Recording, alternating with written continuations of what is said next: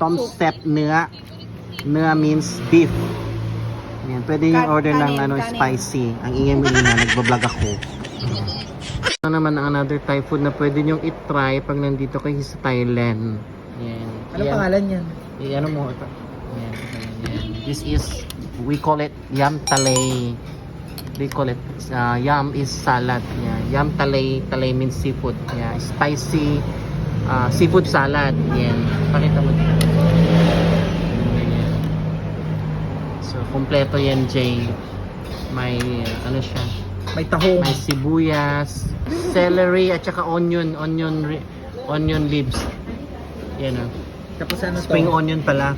Oo, kasi And ano, then, also shrimp, squid, and mussel. Yan. Yam talay. And then this is soup. Another Thai soup. spicy, Favorite ko to, guys. seafood salad.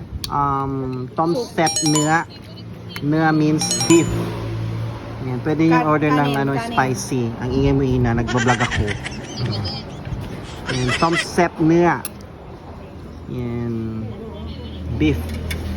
Sobrang sarap nito. And then, cow pad. Service, tayo? Fried rice seafood. Cow pad seafood. Okay. Ayan o. Popular to. Fried rice. Thai fried rice. Cow pad seafood.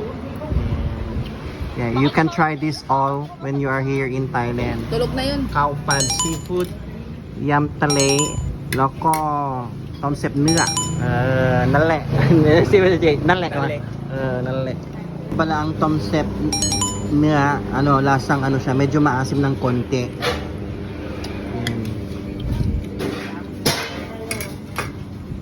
Meron siyang, anong tawag nito, Jay? Yung yan, tanglat, ano na? Lemongrass. Lemongrass, guys. Ayan siya. Nilagyan ng lemongrass para hindi malansa.